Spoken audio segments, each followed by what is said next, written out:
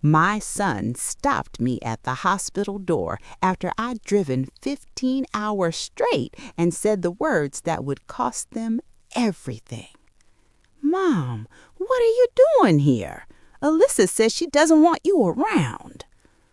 4 days later, when the hospital called asking how I wanted to pay the $10,300 delivery bill for a baby I hadn't even been allowed to see, I smiled for the first time since my grandson was born, because they had no idea who they were messing with.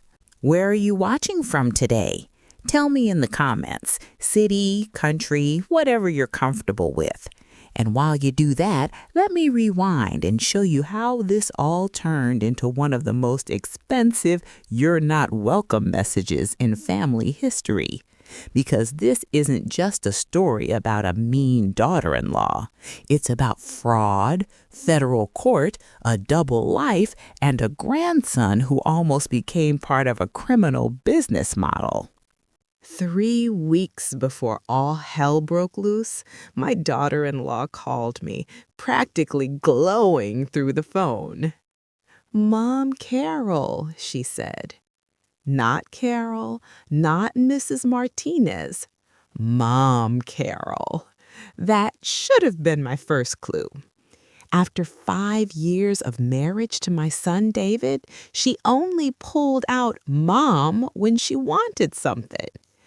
"The baby's due any day," she gushed. "We really want you here when he arrives. You're going to be such an amazing grandmother."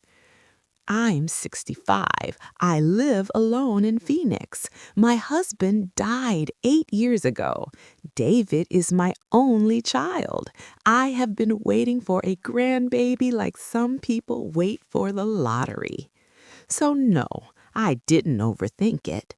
I packed my best outfits. I bought tiny onesies and a hand-stitched blanket. I booked a week at a nice hotel near their Denver hospital. I even printed out a little sign that said, "Welcome, Nathan. Love, Grandma Carol," because this was supposed to be the most important week of my life. The drive from Phoenix to Denver is no joke. Desert highways, black ice over the passes, truckers flying by at 80. I stopped for gas, coffee, and exactly one sad sandwich. Twice I called David to check in. Both times Alyssa answered his phone. "Drive safe, Mom Carol. We can't wait to see you," she chirped, so sweet I could feel the cavities forming. By the time I finally pulled into the hospital parking garage at 2 a.m. on Tuesday, my back was throbbing, my eyes were dry, and my hands were still clenched around the steering wheel. But my heart was doing cartwheels.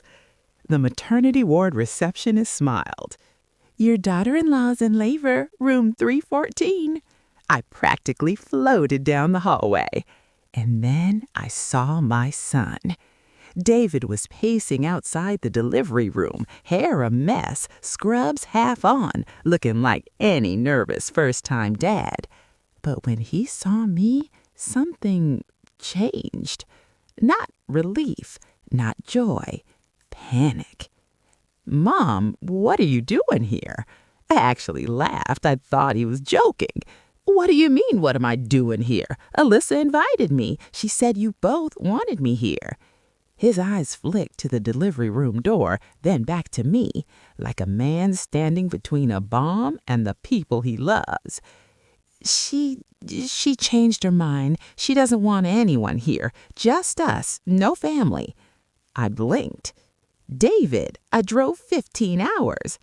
"I know. I told her that. She's just really emotional. The doctor said stress can complicate the delivery. She's adamant, Mom. She doesn't want you here." He might as well have slapped me. "I'm not asking to be in the room," I said quietly.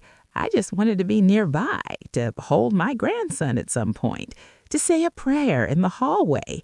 I can sit in the lobby. I can sit in my car, for God's sake." He swallowed. Please, Mom, just go back to the hotel. I'll call you as soon as he's here. The worst part? He looked relieved when I said fine. Relieved to see his mother, who'd driven across 2 states to be there for him, walk away. I sat in that hotel room and watched the sunrise over Denver from behind blackout curtains. I checked my phone every 10 minutes. At 10 a.m., he finally called. "He's here, Mom. Nathan David. 7 pounds, 2 ounces. He's perfect." I burst into tears, happy ones at first. "When can I meet him?" Silence. "Alyssa's really wiped out," he sighed.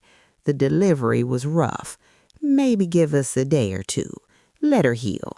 You understand, right?" No, I didn't understand, but I said, "Of course. Just let me know when she's up for a quick visit." A day or 2 turned into 3. Friday morning, still no call, no text, no photo. So I did what any grandmother with a rental car and a breaking heart would do. I drove to the hospital myself just to peek through the nursery window. The nurse at the desk frowned at her screen. "They were discharged yesterday," she said. "Mom and baby went home. Everything looks good." I stood there, numb. They'd taken my grandson home from the hospital I was sleeping 3 miles away from, without even sending me a picture. I called David. "You took the baby home without telling me." "Ma, come on, don't make this a thing," he said, irritation creeping in. "Alyssa was overwhelmed. She wanted to get back to her own space. She's really anxious about germs and visitors." "I'm not a visitor, David. I'm your mother. I'm Nathan's grandmother." "I know that," he snapped. "Look, maybe next month, once things settle." Next month. I had driven 15 hours for next month. That was the moment a switch flipped inside me. I didn't yell. I didn't fight. I went back to the hotel, packed my bags, and drove home to Phoenix in silence. If they wanted to exclude me from Nathan's birth, fine. But they were about to learn that I am nobody's doormat. 4 days later, on a quiet Sunday afternoon, my phone rang. Caller ID, Denver General Hospital. "This is Carol Martinez." "Hello, Miss Martinez. This is Janet from billing at Denver General. We're calling about the balance on Alyssa Martinez's delivery. The insurance claim was denied, so we need to discuss how you'd like to handle the $10,300 bill." My heart dropped. Then something else rose up, sharp, cold, and strangely satisfying. "I'm sorry," I said. "There must be some mistake. I'm not responsible for that bill." "Our records show you as the financial guarantor," she said. Papers rustled. "We have signed forms where you accepted responsibility as the maternal grandmother." I actually laughed. "Maternal? I'm the father's mother, and I never signed anything." She hesitated. "Well, the forms were submitted electronically through our patient portal on November 15th at 11:47 p.m. I closed my eyes. November 15th. I pictured the dashboard clock in my car. I'd been somewhere in Utah, knuckles white on the wheel, snow hitting the windshield, 8 hours into that brutal drive. "And the signature?" I asked. "What exactly does it show?" "An electronic signature matching your name, date of birth, and last 4 digits of your social." "Ah, there it was. Alyssa must have given you the wrong email," I said lightly. "Please email me those forms. I'd like to see what I signed in my sleep on a highway in the mountains." 20 minutes later, my inbox pinged. I downloaded the PDFs and printed them out, old school. There it was, my full name, my correct address, my social security number, my date of birth. Signature, a shaky attempt at my name that looked like it had been traced from a greeting card. The forms clearly stated, maternal grandmother voluntarily accepts full financial responsibility for labor and delivery charges as her gift to the new parents. Maternal grandmother, who allegedly submitted these while maternal grandmother was in another state, pounding gas station coffee and talking to Alyssa on speakerphone about how excited she was to meet the baby. And here's the part Alyssa didn't know.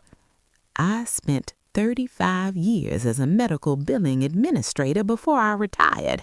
I know what every checkbox on that form means. I know the difference between emergency contact and financial guarantor. I know the way fraud cases move through a hospital system. So I called Denver General back. This is Carol Martinez. I'm calling to report identity theft and fraud. Fraud? The woman repeated. Yes, someone used my personal information to sign financial responsibility documents while I was in another state. I've got timestamps, hotel receipts, gas charges, and phone logs to prove it. Her tone changed instantly. Please hold. I need to connect you with our legal department. While I was on hold, I did what every woman my age is secretly better at than the FBI. I documented everything. Screenshots of Alyssa's texts. Can't wait for you to be here, Mom Carol. Call logs showing the exact time we spoke that night. Photos I'd taken at rest stops with GPS timestamps. My hotel booking confirmation.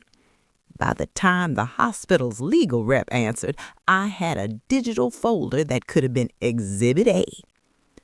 Ms. Martinez, the attorney said, if what you're describing is accurate, this is a serious case of identity theft.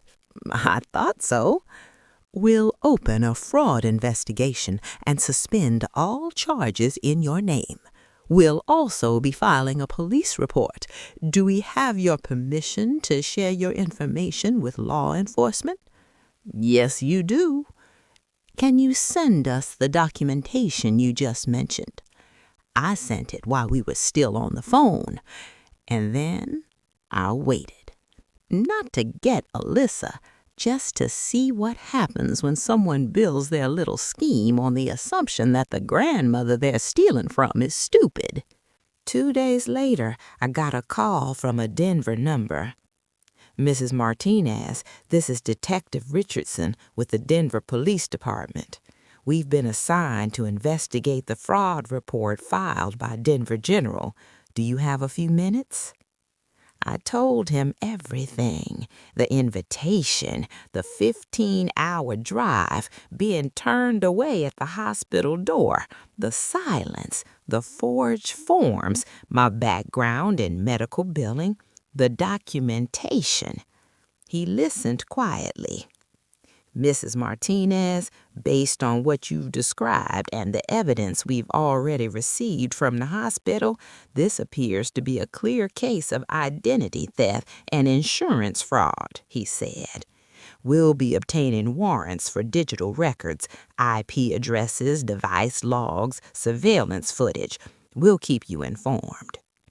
I hung up feeling lighter, calmer. Not because I wanted Alyssa in handcuffs, but because I wasn't crazy. I hadn't overreacted. Someone had committed a crime using my name. Sunday morning, my phone rang again. This time it was David. "The mother, what the hell did you do?" he demanded. "Good morning, David. I'm fine, thank you for asking." "Don't do that. The police showed up. They arrested Alyssa. They said it was about some hospital fraud and that you reported her."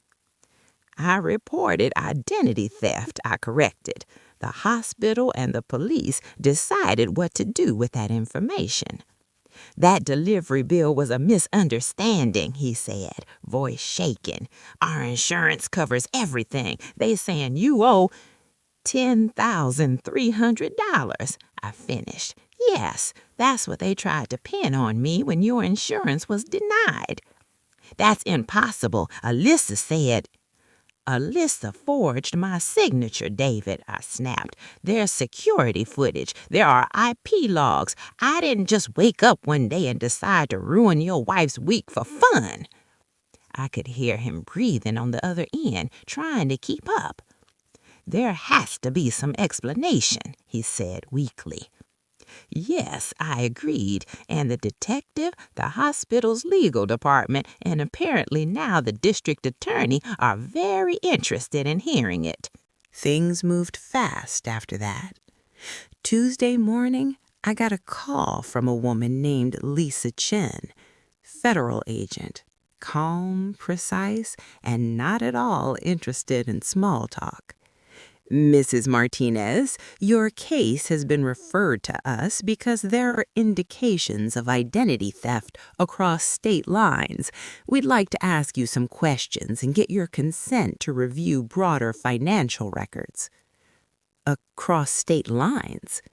Yes, ma'am. Our preliminary review suggests your daughter-in-law may have used similar tactics with other family members in multiple states. I sat very still. Other family members? Her name is coming up in connection with at least 3 complaints involving medical bills, credit accounts, and insurance claims. Your report is what tied them together. So while I was blaming myself for being naive about one hospital bill, Alyssa had apparently been running a longer, meaner game.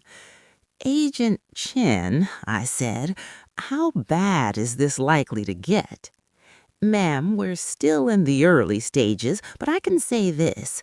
In my experience, people who will defraud family for medical bills rarely stop at one person. That night, David called again. Mom, this is getting out of control, he said. They're talking about felonies. They're talking about consequences, I replied. There's a difference. Alyssa says it was an accident. She put your name down as an emergency contact, not a guarantor. She said she was in labor and just clicked the wrong thing. David, I said quietly, I was a medical billing administrator for 35 years. I've seen those forms. I've signed those forms. There is no way to accidentally agree to be financially responsible for $10,000 of someone else's hospital bill. Silence. I can't believe she'd do something like this, he whispered. Then brace yourself, I said, because from what the agent told me, this might not be the first time. Over the next week, my phone became a crime podcast in real time. Agent Chen called to say they'd found credit cards opened in David's sister Emma's name in California with thousands in unpaid charges. An EI bill in Seattle accidentally transferred into Alyssa's sister's name, a car loan in a cousin's name in Texas. All had one thing in common. At some point before each mess appeared, Alyssa had been the helpful, sweet relative assisting with paperwork. Most of them thought it was just random identity theft, Agent Chen said. A credit bureau issue, a computer glitch. Some got partial payments from an anonymous online transfer that kept them from pushing harder. She kept them just quiet enough, I murmured. Exactly. Then came the video. A fraud investigator from the hospital came to my house in Phoenix with a manila envelope and a tablet. Miss Martinez, we thought you should see this for yourself. The screen showed a grainy shot of the family lounge at Denver General. Timestamp 11:52 p.m. November 15. There was Alyssa, not in a hospital bed in active labor, in leggings and a sweatshirt, sitting at a public computer typing. Another angle zoomed in enough to see the screen. Patient Portal Financial Responsibility Forms. You were still 4 hours away when this was captured, the investigator said. There's also matching IP data showing the forms were submitted from that device. I stared at the frozen frame.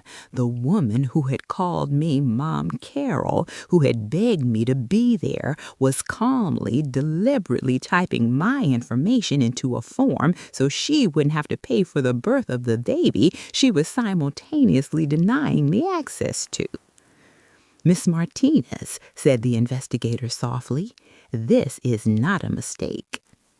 I don't cry easily, but I had to walk away and stand at my kitchen sink for a while, staring out at the bougainvillea in my backyard, just to remember how to breathe. Later that night, David called again. Mom, he said, voice raw, they showed me the footage. And? It's her, he whispered. She lied to me. She told me she was filling out an online birth plan. She never mentioned anything about money. He took a shaky breath. I don't know who I married. Now you're finally asking the right question, I said. As the investigation grew, David started to sound less angry and more desperate. This could ruin our lives, Mom, he said. They're talking about charges in the tens of thousands, prison time, probation, Nathan growing up visiting his mom in federal custody. She should have thought about that before she committed federal crimes, I said. There has to be another way. The attorney says if the victims don't cooperate, the case falls apart. If you just don't testify, the prosecutor might drop the charges. So you want me to pretend nothing happened? I said. Ignore that she stole my identity? Ignore that she humiliated me? Ignore that she stole from your sister, your cousin, her own family to make your life easier? She's my wife. She's Nathan's mother. And I'm your mother, I said quietly. The one she drove across 2 states like a rented mule just to slam a door in my face and stick me with her bill. Silence crackled between us. Family doesn't do what she did to me, David, I said. Family doesn't do what she did to any of us. About a week later, Agent Chin called with a tone I'd come to recognize. Mrs. Martinez, there's something else you need to know, she said, and I'm going to tell you because whether you like it or not, you're in the middle of this. Turned out Alyssa had a past. 2 names, actually. Alyssa Martinez was new. Jennifer Webb was not. We discovered she served 18 months in Oregon for identity theft and fraud under her legal name, Jennifer Webb, Jen said. After that, she changed states, changed her name, and started over. David doesn't know any of this, correct? He does now, I said. I'm calling him as soon as we hang up. And there's more, Chen added. We've identified an ex-husband, Marcus Webb, currently under investigation for running a broader identity theft ring. We believe Jennifer and Marcus may still be in contact. My stomach turned to ice. So this wasn't just a one-time desperate mom thing, I said slowly. She's a trained repeat offender. Yes, ma'am, Chen said. Your daughter-in-law isn't just bad with money. She's a professional. David, I said when he picked up, are you sitting down? By the time I finished telling him about Jennifer Webb, the Oregon case, and Marcus, my son sounded like a man who'd been hit by a truck. That's not possible, he whispered. She told me She told me she grew up in Seattle, went to school in Oregon, worked in retail. She told me her parents were teachers. I've met them. I've met her sister. David, I said gently, have you ever looked them up outside of Facebook and what she told you? Silence. You don't even know if those are her real parents, I said softly. You only know what she told you. He made a choked sound. Mom, was any of my life real? Yes, I said. Your job is real. Your home is real. Your son is real. You are real. She is the lie, not you. Eventually, it all moved into the formal phase. Charges, federal court, a plea offer from the prosecutor, full restitution to all 6 identified victims, guilty pleas on reduced counts, recommended sentence, 5 years, possibility of parole after 3. Agent Chen called me. Each victim has to sign off, she said. If even one says no, the government can still push for full prosecution and a much longer sentence. David called next. Mom, please, he said. 5 years is already a lot. Nathan will be in kindergarten when she gets out. Isn't that enough? Is it enough for you? I asked. Or enough for the woman who didn't just steal money, but stole 5 years of your life, your trust, your marriage, and almost stuck me with 10 grand for the privilege? He didn't answer. I'll think about it, I said, but I won't promise anything. What made up my mind wasn't the fraud, believe it or not. It was what came after. Her attorney asked to meet with me to clear some things up. He spun me a story. Alyssa was really a victim, pushed into crime by her dangerous ex-husband, terrified of him, blackmailed. Then he slipped. He admitted she'd been sending part of the stolen money to Marcus, not to escape him, to work with him. That was when the whole picture clicked. This wasn't some scared, cornered woman. This was a willing partner. I went home, called Agent Chen, and said, I'm rejecting the plea. Federal court is surprisingly boring until it isn't. There were a lot of days of paperwork and experts and people reading out dates. But some moments, the victims lined up, one after another, describing credit cards they never opened, bills they never saw, collections calls that wrecked their credit, all tied back to Alyssa/Jennifer. The Oregon detective explaining how she'd first arrested Jennifer years ago as part of a ring that preyed on lonely or financially stressed people, usually women and the elderly. The insane twist that her divorce from Marcus was basically paperwork theater. They had never actually finalized it. On paper, he was still her husband.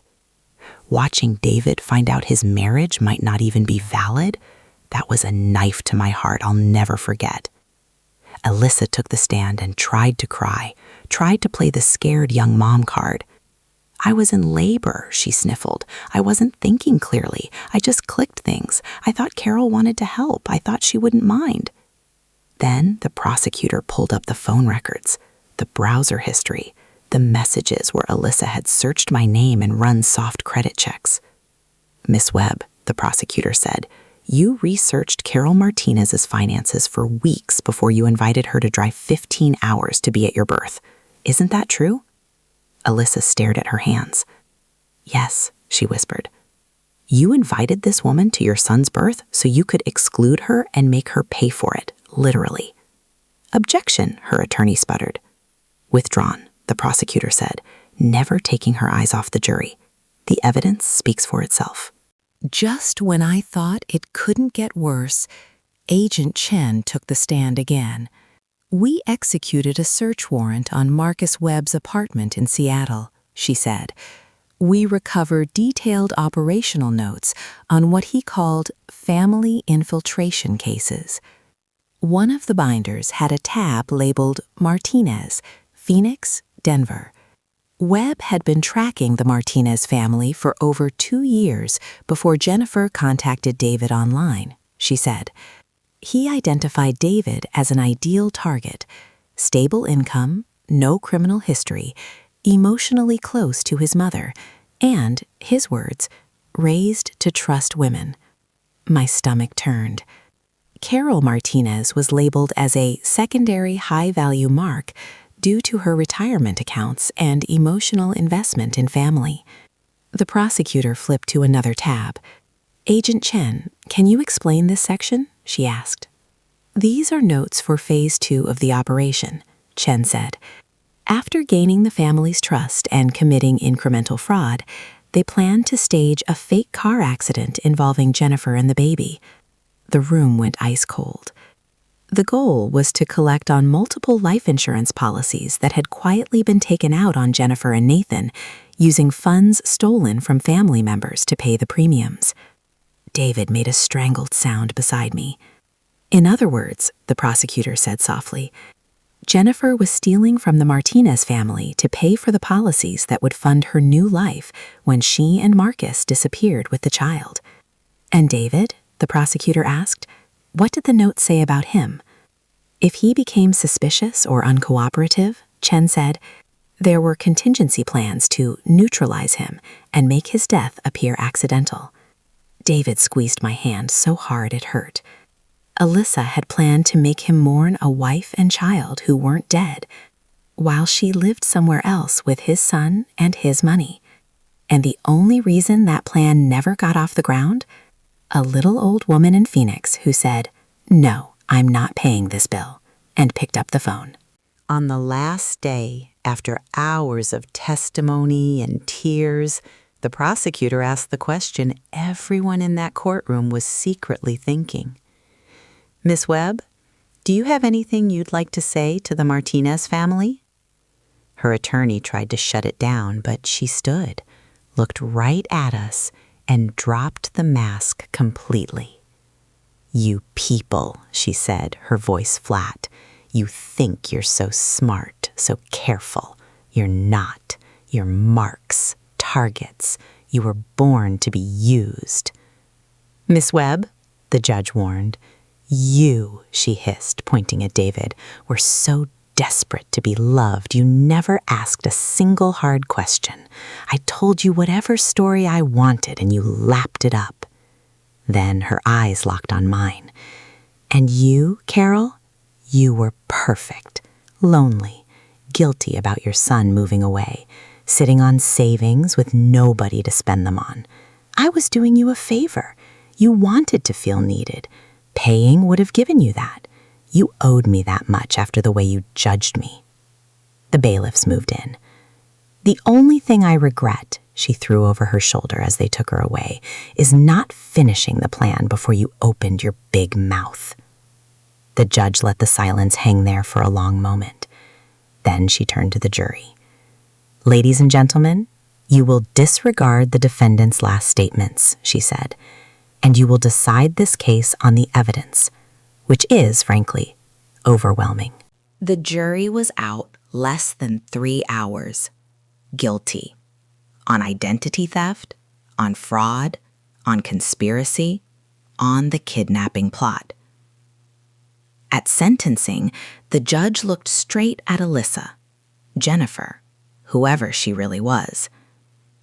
"You didn't just steal money," she said.